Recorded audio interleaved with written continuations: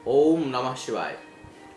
मैं हूं ज्योतिर्विद पंडित दीपक दुबे और उपस्थित हूं सूर्य के होने वाले राशि परिवर्तन को लेकर। वैसे मैं प्रयास करता हूं कि बड़े ग्रहों के राशि परिवर्तन के साथ साथ जो महीने में और ग्रहों का राशि परिवर्तन होता है उस पर वीडियो दे पाऊँ। बीच में हालांकि थोड़ी डिस्टर्बेंस और बहुत अधिक व्यस्तता थी, इस कारण रिदम टूट सा गया था, लेकिन पुनः जो है वह अभी मैंने मंगल के राशि परिवर्तन को दिया और आज मैं सूर्य के राशि परिवर्तन के बारे में बताने जा रहा हूं, जो सिंह राशि में जो अब तक भ्रमण कर रहा था, गोचर कर रहा था, और अब यह आ रहा है अब कन्या राशि में। कन्या बुध की राशि है और इसमें यह प्रवेश करेगा। हालांकि बुध इसका परम मित्र है, इसलिए सूर्य यहाँ प्रसन्न रहता है, लेकिन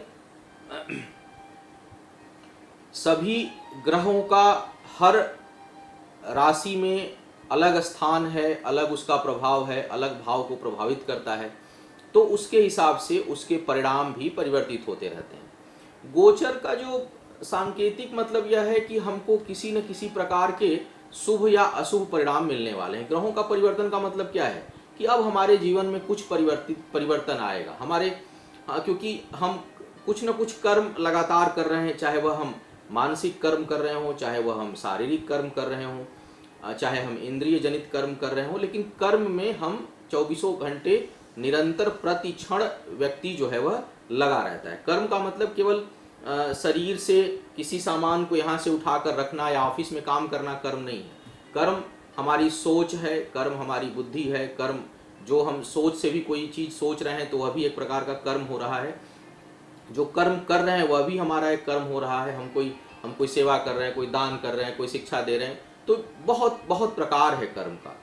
और उन कर्मों का परिणाम ग्रह जब परिवर्तित होते हैं तो उसके अनुरूप देते हैं, उस हिस्सों को प्रभावित करते हैं जिससे संबंधित हम काम कर रहे हैं या हम काम करने का प्रयास कर रहे हैं। सूर्य बहुत प्रभावशाली ग्रह है, आत्मा का कारक है, सोच का कारक है, ज्ञान का कारक है, पिता का कारक है, राज्य और सत्ता का कारक है, बहुत प्रभावशाली ग्रह है। एक खराब सूर्य जो है वह कुंडली में बहुत से अगर खराब होगा तो बहुत से दुष्प्रभावों को बढ़ा देगा, और यदि अच्छा होगा तो बहुत से अच्छे प्रभावों को यह बढ़ा देता है।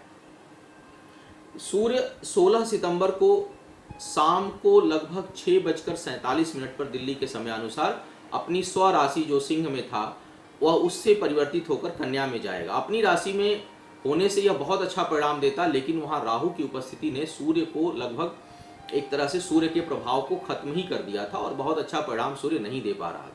तो सिंह में इसका होना एक प्रकार से 1 वर्ष बाद यह आता है, एक तरह से व्यर्थ कहूँगा, और कुछ हानिकारक योग के साथ यह समाप्त हो रहा है।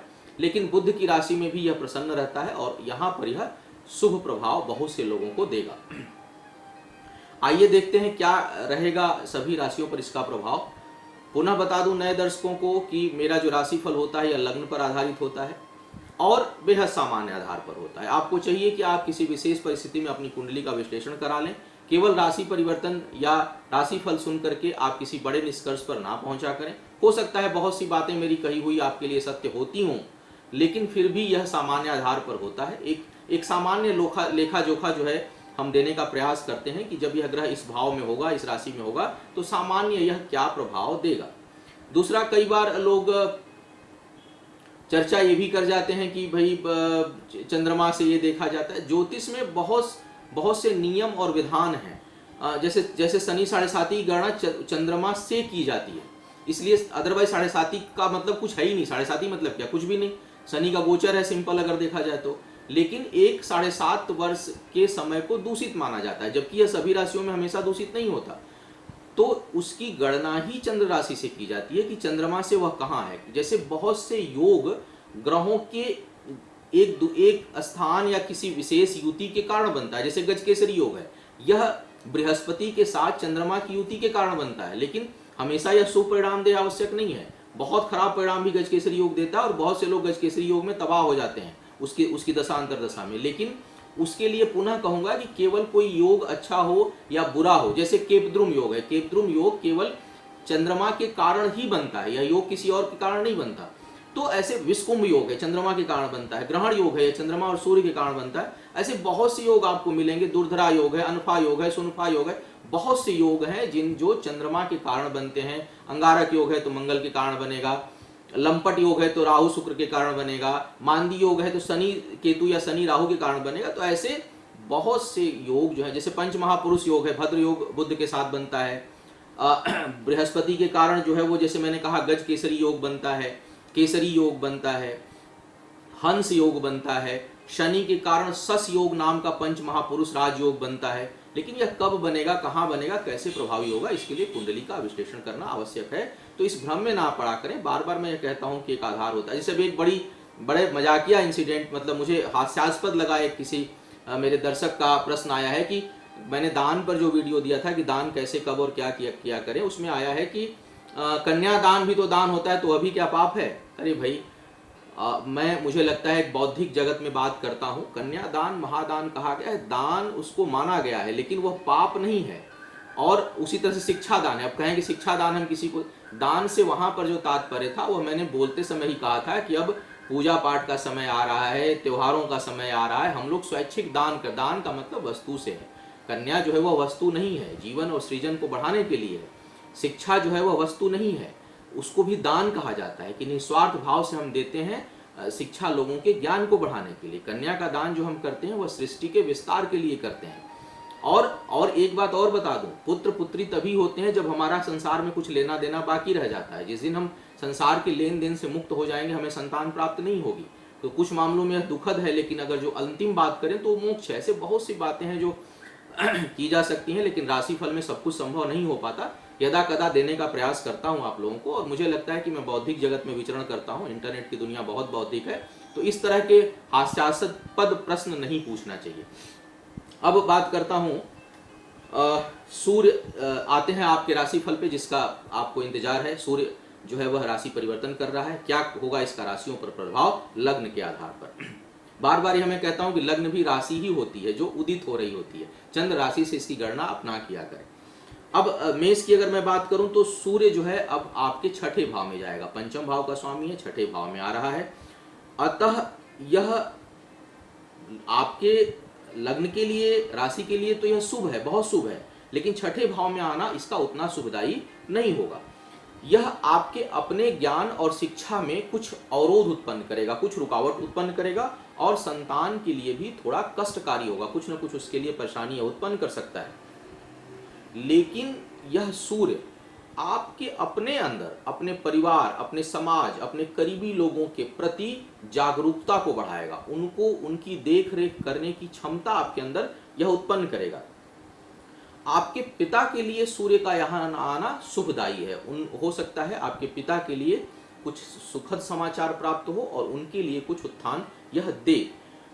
इस समय आपको चाहिए कि आप किसी से उलझे ना, विशेष करके अपने कार्यस्थल पर, अपने उच्च अधिकारियों से, अपने जो हायर अथॉरिटीज हैं उनके साथ किसी भी प्रकार के वाद विवाद से आप बचें, उनसे उलझे ना, अन्यथा यह आपके लिए हानिकारक होगा।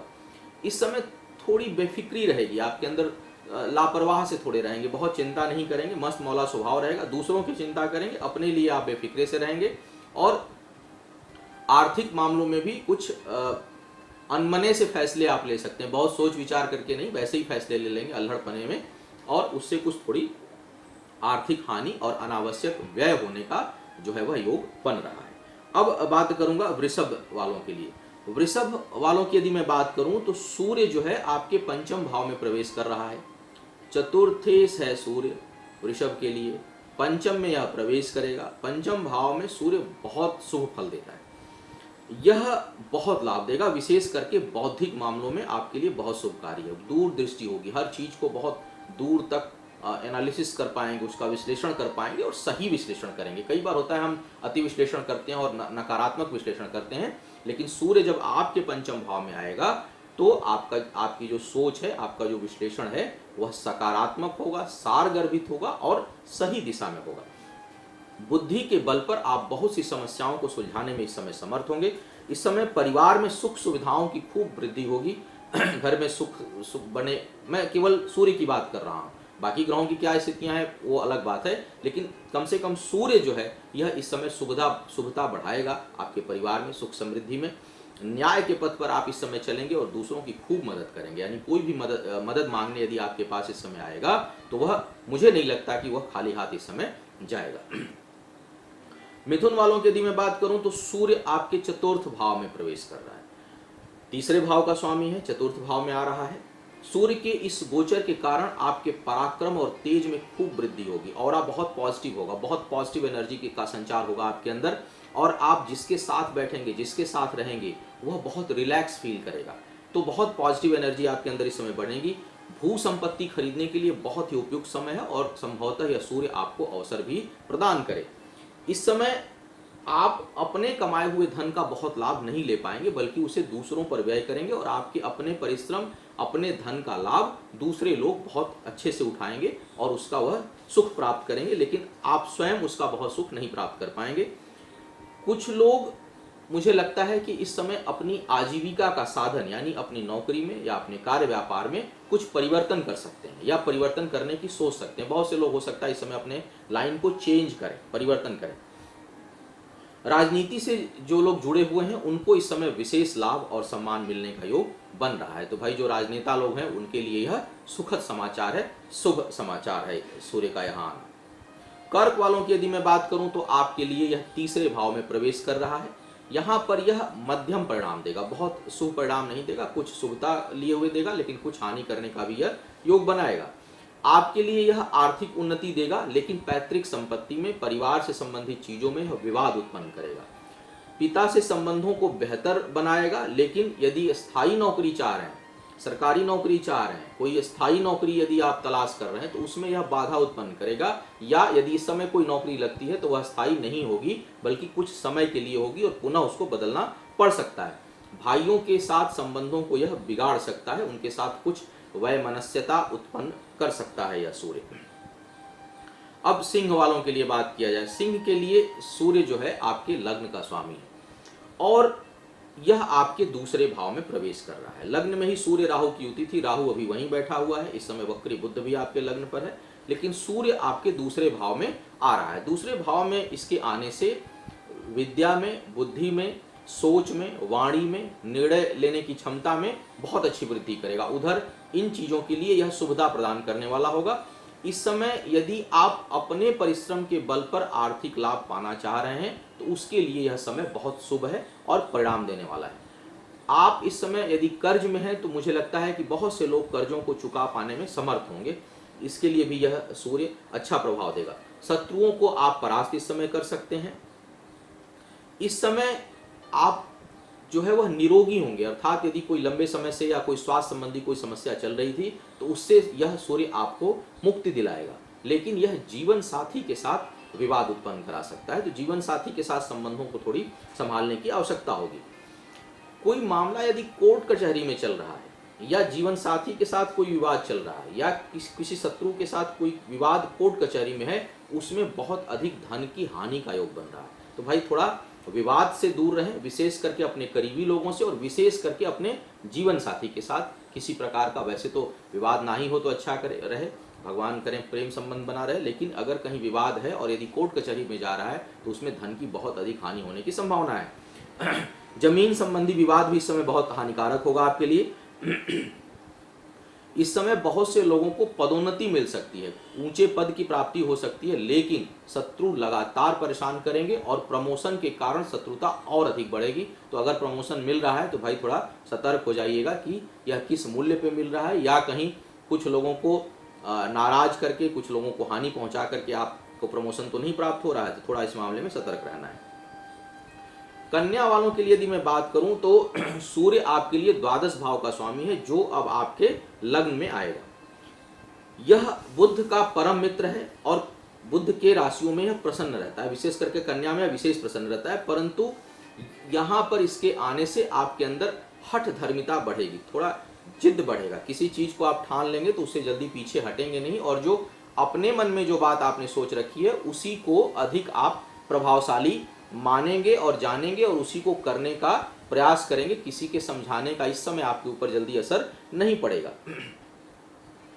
बौद्धिक जो लोग कार्य करते हैं, अर्थात जो लोग लेखन में हैं, प्रकाशन में हैं, एडिशन में हैं, पत्रकारिता में हैं, वकील हैं, शिक्षक हैं, समालोचक हैं, कोई भी काम जहाँ जहाँ बुद्धि की स्थिति हो, ज्योतिषी हैं, तो ऐसे लोगों के लिए यह सूर्य बहुत उन्नति कराएगा, बहुत आपके ज्ञान को निखारेगा। लेकिन साथ के साथ यह सूर्य मानसिक तनाव भी बढ़ाएगा और हो सकता है बहुत से लोगों के लिए यह सूर्य माइग्रेन की प्रॉब्लम दे, लगातार सर दर्द बढ़ सकता है। इस समय इस सूर्य की एक अच्छी बात यह है कि आप अन्याय के प्रति बहुत मुखर होंगे, यानी कोई किसी दूसरे के साथ भी कहीं कोई अन्याय हो रहा होगा तो आप उसको बर्दाश्त नहीं करेंगे और बल्कि उस मामले में आप बढ़ चढ़कर विरोध कर सकते हैं। इस समय आप धन अनावश्यक खर्च करेंगे और अनावश्यक धन खर्च करने में भी जरा भी संकोच आप नहीं करेंगे, बल्कि बिना सोचे समझे धन खर्च करेंगे। इस समय शिक्षा प्रतियोगिता के मामले में कुछ लापरवाही आप बरत सकते हैं और उस लापरवाही के कारण कुछ रुकावट, कुछ बाधा या कुछ चीजों में विलंब होने का योग बनेगा। तुला वालों की बात की जाए, तुला वालों के लिए देखा जाए तो सूर्य आपके द्वादश भाव में प्रवेश कर रहा है। सूर्य के द्वादश भाव में आने का एक जो सबसे अच्छी बात मैं देख रहा हूं, एक अच्छी बात सबसे यह है कि जो आप स्वप्न देखेंगे, कई बार हम लोग सपने देखते हैं रात में, तो आप अगर स्वप्न देखते हैं सार्थ माने कोई, बहुत से तो सपने ऐसे होते हैं जिनका कोई अर्थ नहीं होता, लेकिन अगर कोई सार युक्त स्वप्न आता है तो उसके सच होने की संभावना इस समय 99% है। सूर्य यहाँ आने से आपके सपने सच होंगे और अगर देखा जाए तो इस समय आपका धन खूब खर्च होगा, लेकिन यह धन खर्च होगा परोपकार में, दूसरों की मदद में, दूसरों की सहायता के लिए, यात्रा में, धार्मिक और सामाजिक गतिविधियों में, यानी आपका धन तो अवश्य व्यय होगा। धन तो देखिए आया है तो उसे खर्च होना ही है।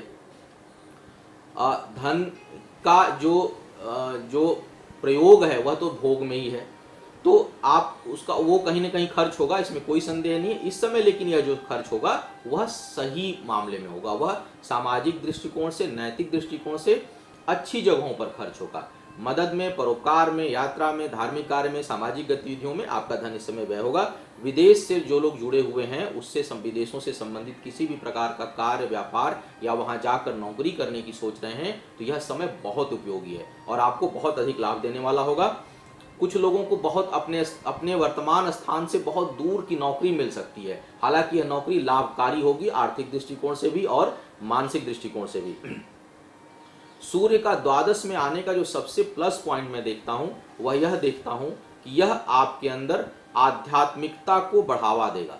देखिए मैं धर्म नहीं कह रहा, मैं आध्यात्म कह रहा हूं, यानी आंतरिक ज्ञान देगा, आंतरिक बुद्धि को खोलेगा और एक स्पिरिचुअलिटी को यह बढ़ावा देगा। तो सूर्य का आना इस दृष्टिकोण से बहुत अच्छा है आपके लिए। वृश्चिक वालों की यदि मैं बात करूं तो वृश्चिक लग्न में सूर्य बहुत योगकारी ग्रह है और यह दसम भाव में था अभी तक, वहां भी अपनी राशि पर था, बहुत अच्छा था, लेकिन राहु के कारण यह बहुत बुरी तरह से प्रभावित था। अब यह दशमेश आपके एकादश भाव में आ रहा है। यहाँ जो है इसकी उपस्थिति अधिकांशतः शुभ परिणाम आपको देगी। जिन लोगों के लिए इस समय संतान का योग बना हुआ है, संतान प्राप्ति की संभावना है या इस सूर्य के इस दौरान संतान होने का योग है, इसमें यह उत्तम संतति आपको प्रदान करेगा। कार्य व्यापार में नए अवसर उत्पन्न आपके लिए कराएगा। पदोन्नति भी बहुत से लोगों को यह जो है दिला सकता है।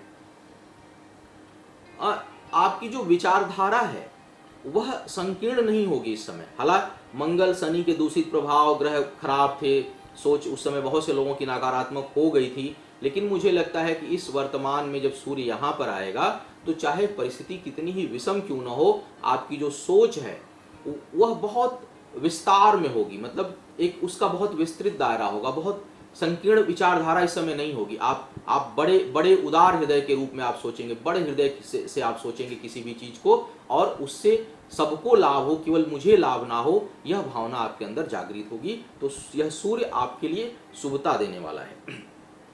धनु की यदि मैं बात करूं तो यह आपके दसम भाव में प्रवेश करेगा, भाग्य का मालिक है, दसम भाव में आ रहा है। माता के स्वास्थ्य को यदि मैं छोड़ दूं तो यह चहुमुखी विकास करेगा। माँ के स्वास्थ्य पर जरूर यह नकारात्मक प्रभाव डालेगा, उनके स्वास्थ्य की थोड़ी आप जरूर चिंता करें, उनके हड्डियों में से संबंधित समस्या, उनको सर दर्द से संबंधित समस्या,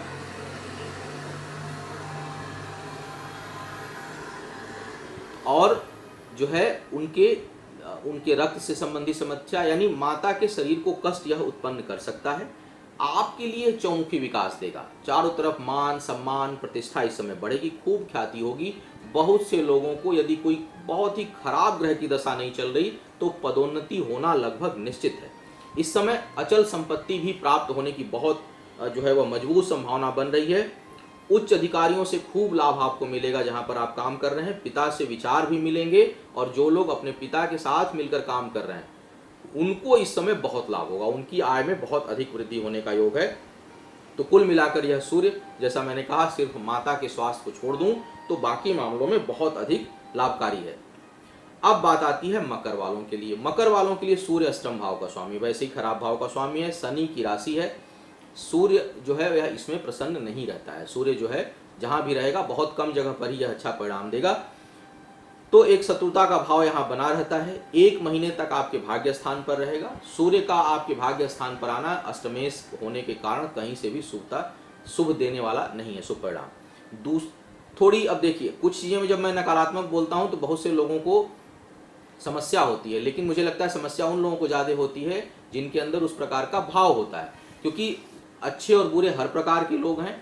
जो स्वभावतः अच्छे हैं, जिनके और ग्रह भी बहुत अच्छे हैं, उनके लिए यह प्रॉब्लम नहीं क्रिएट करेगा। लेकिन बहुत से लोगों के लिए सूर्य का यहाँ पर आना आपको लालची बना देगा। दूसरों की संपत्ति पर आपका अधिक ध्यान होगा, दूसरों